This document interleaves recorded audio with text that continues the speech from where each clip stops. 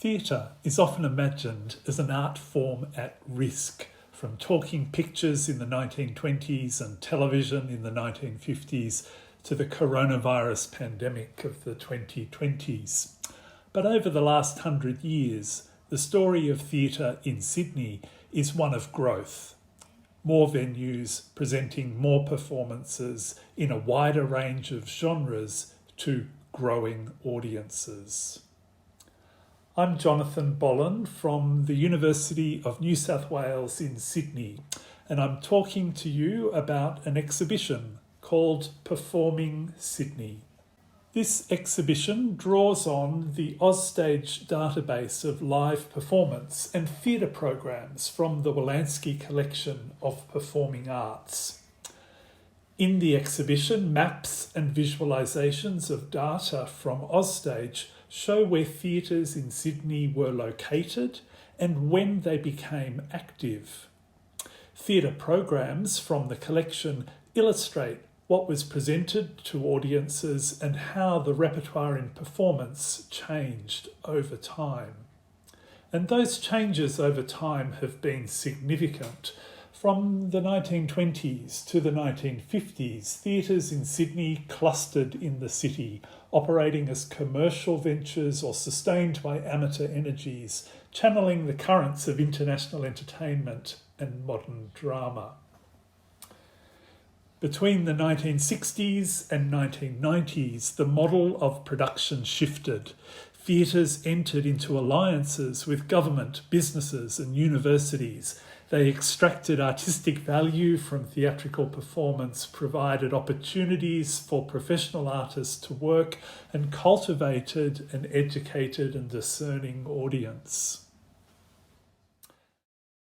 In the 2000s and the 2010s, venues became like festival curators, aligning genres of performance with audience segments. State governments and city councils invested in artist-led creative spaces and redeveloped cultural precincts as relations between venues, companies and artists became transient.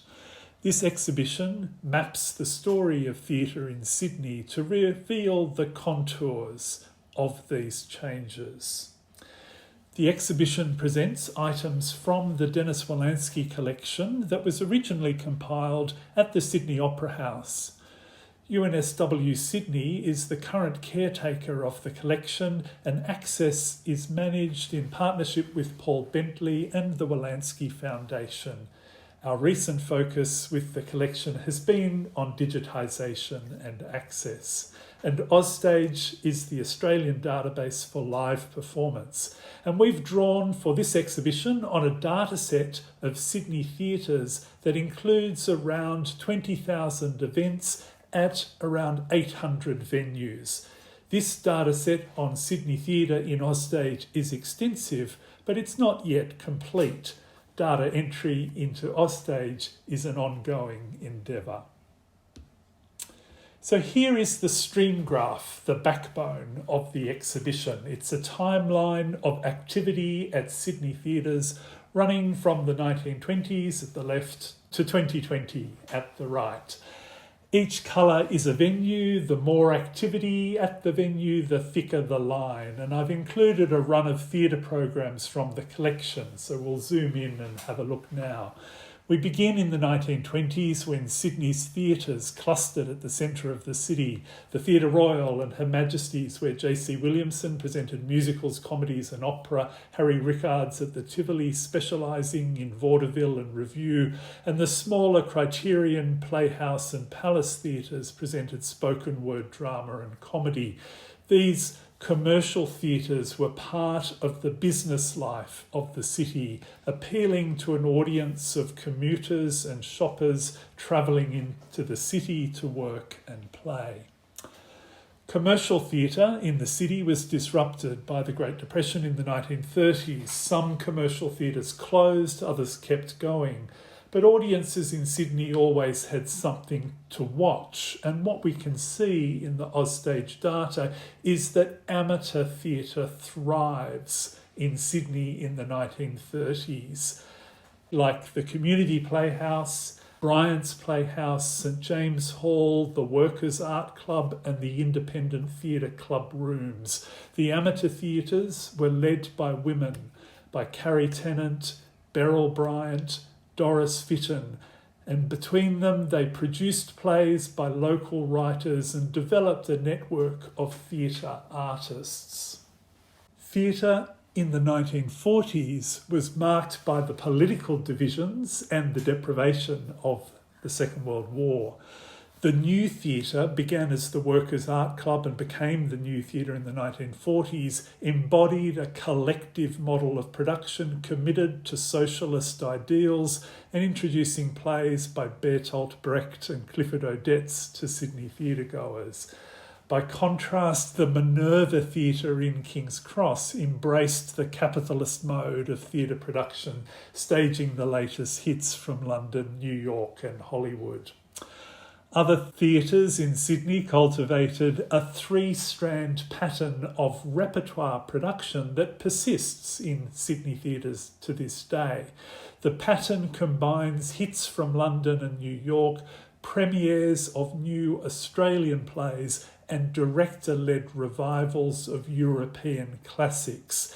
This pattern was formulated by Doris Fitton, who moved the Independent Theatre into a permanent home in North Sydney in 1939, and by May Hollingworth, who established the Metropolitan Theatre in 1943. Artistic theatre split from commercial entertainment in the 1950s, but the advent of government investment in the arts did not transform the repertoire in production. So the Theatre Royal presented international plays, Broadway musicals and light opera on a commercial basis in the 1950s, as did the Tivoli, which added ballet, opera and drama to its lineup of variety and touring revue. And the Empire Theatre, which had converted to movie screenings during the Depression, returned to presenting live entertainment in the 1950s, along with the Phillip Street Theatre opened by William Orr to present intimate revue.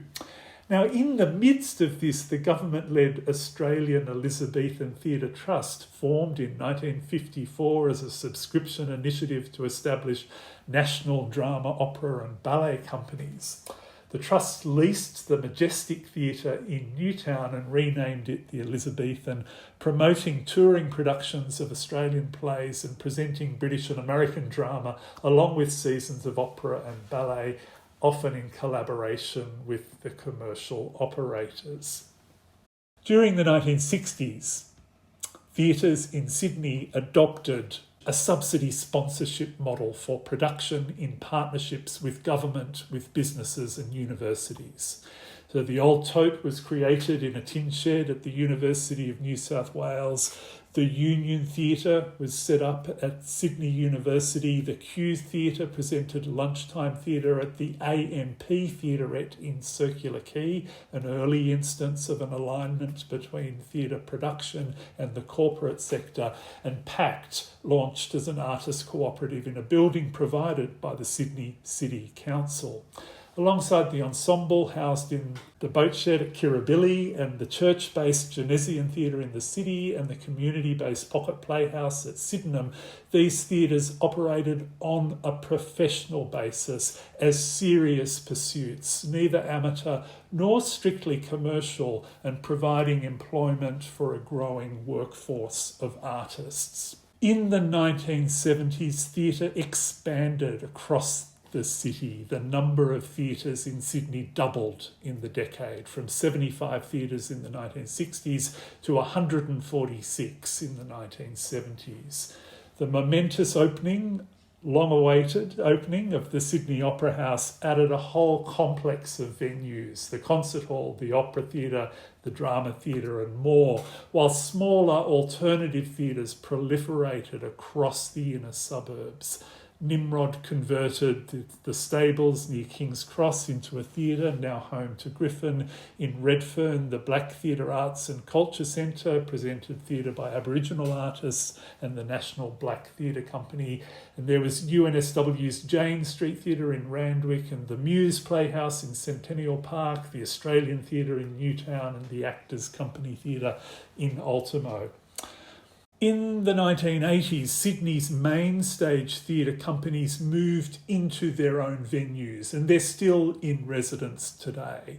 That's Sydney Theatre Company moving into the Wharf in 84, Griffin moved into the Stables in 81, Belvoir Street moved into Nimrod's former theatre in Surrey Hills in 85, after Nimrod moved into the Seymour Centre at the University of Sydney. So our theatres got homes in the 1980s, and the other development in that decade is a proliferation of performance genres, as the performance space, established in 1980, provided opportunities for artists to experiment with form. Whereas previously theatre-goers had navigated a short list of genres: drama, comedy, mystery, tragedy, ballet, opera, pantomime, revue. In the 1980s, the genre range expanded significantly to include performance art, dance theatre, contemporary performance, physical theatre, visual theatre, group devise, monodrama, multimedia exhibition, installation, and many more. The subsidy sponsorship model, the subscriber audiences, and the artistic divisions that established the main stage companies and their theatres disrupted the commercial production of theatre in Sydney in the 1970s and 1980s, but by the 1990s, 3 renovated cinemas expanded Sydney's capacity for commercial theatre: the State Theatre in Market Street, the Capitol Theatre in Haymarket, and the Enmore Theatre near Newtown.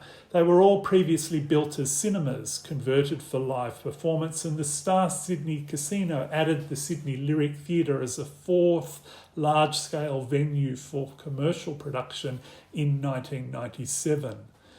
The other strata added to Sydney theatre in the 1990s were a series of artist-driven venues in pubs, halls and studios, staging productions on a cooperative basis in alliance with actor training schools and in the feeder margins of the subsidised sector. In the 1990s, there was the Crossroads Theatre in Darlinghurst, reviving the venue that had been Bryant's Playhouse in the 1930s, the Tilbury Hotel in Woolloomooloo, the Lookout Theatre in Woollahra, and the Edge Theatre in Newtown. And this strata sustains an audience into the 2000s and the 2010s with the Darlinghurst Theatre Company and the Fitzroy Hotel in Woolloomooloo, the Newtown Theatre, the Red Rattler, the Old 505, and so on. Now, Sydney theatres in the 2000s and the 2010s are distinguished by 2 formations. The first of these I call festivalisation, and we can see this clearly in Carriage Works. It involves one venue presenting many companies of diverse origins, local, national and international, in a wide range of genres. In this visualisation, countries provided at the top. Most companies are from Australia, but there are international companies as well. The many companies appearing at Carriage Works are listed in the middle row, and the genres they perform in are aligned at the bottom. It's a complex picture of festival-like variety involving an agile approach to programming and a discriminating audience. A similar pattern to festival-style curation at the Studio, part of the Sydney Opera House, where a great number of companies from Australia and elsewhere were programmed in a wide range of genres.